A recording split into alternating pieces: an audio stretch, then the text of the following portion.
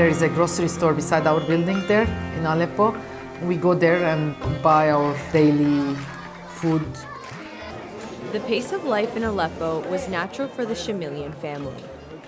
Walking through the markets was a daily routine. But the aisles look a lot different now.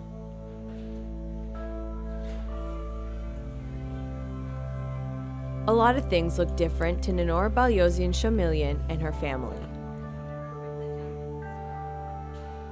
But it makes sense. They are Syrian refugees.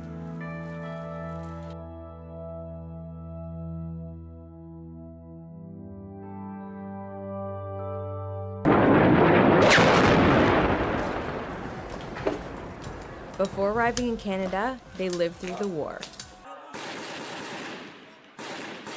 I wouldn't let the kids get close to a window from the fear that they might get hit with a shrapnel. Living with fear as parents is terrible, but somehow doable. These 2 years that we lived, every minute you think that something will happen. We had no other choice. Either stay in Syria and live with fear for the rest of our lives, or leave to start a new life and a new future for our kids. They fled Aleppo and took a 15-hour car ride to Lebanon, hiring a driver to take them. After 4 months in Lebanon, they got on a plane and landed in Toronto, eventually finding an apartment in North York, Ontario. Nenor remembers the days trapped in the midst of war. We used to make crafts with them, but they can't stay at home all the day. They have to play out. But when I hear some shootings or some noise, I bring them back home. Like these 2 years, only few days we go out. That's not a problem anymore. What has kept you so strong through the whole process? What do you? Yeah. My children, yeah. I knew that I was doing this for them, so they are always my motivation.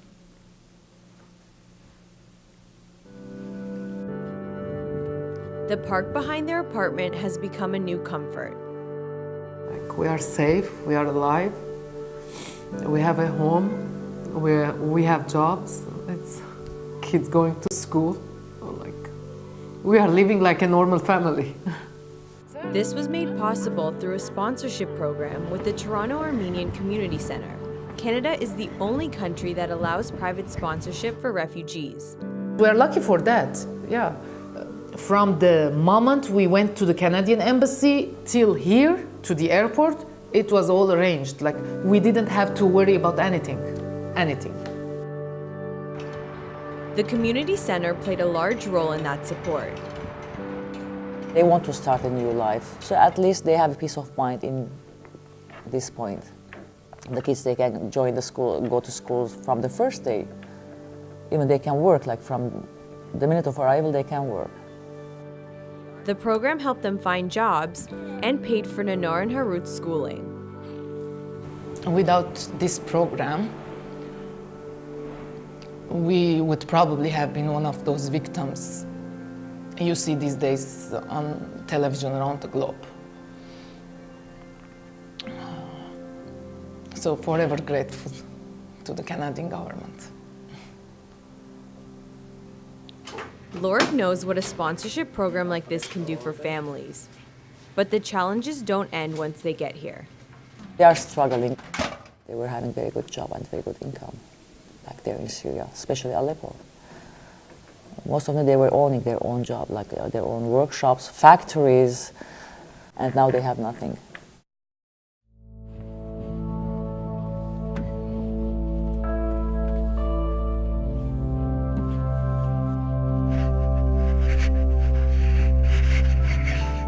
Do you like Canada? Do you miss Syria? So where's home? I don't know.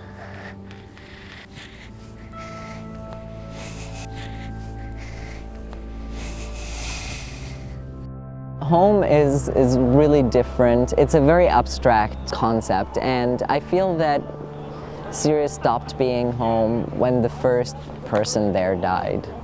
Back home in Syria, I had my own apartment, I had my own job and my own car, and life was pretty good. I just felt like it was unlawfully interrupted.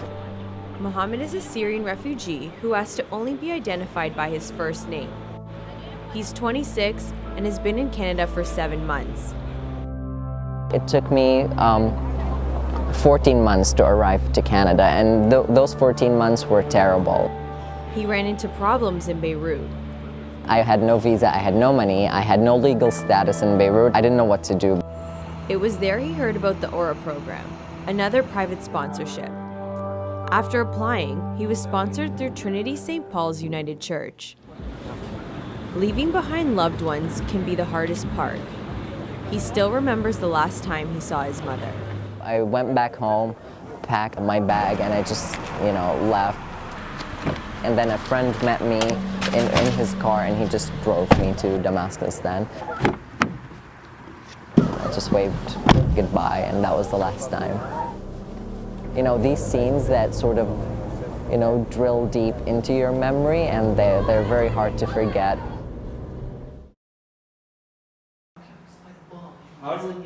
Ninur knows how exciting and stressful this process can be. Both her parents and in-laws are still in Lebanon. It was hard. We used to see each other every Sunday. We used to have lunch with each other. We were a close family. But last week, she got some exciting news. We heard that they got phone calls that their applications are in process. Hopefully, we make the new year with them.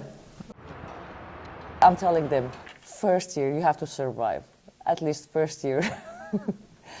Don't even think about going back home or preparing your luggage again to go back. You have to pass the first year. Later on, you will never think about going back. It's December, and on the 22nd, it will mark 1 year in Canada for Ninur and her family. Ninur's parents aren't the only piece of home she hangs on to. Her nostalgia is even evident in the snacks she prepares for her kids, pita and za'atar. It's what they ate back home. And now we are here. It will be a year. When a door is closed, another will open. Like this happened for us. Yeah, this happened for us. Never lose hope. Yeah.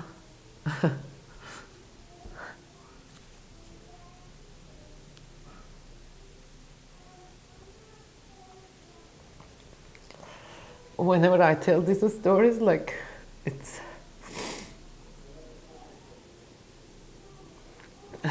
I get emotional.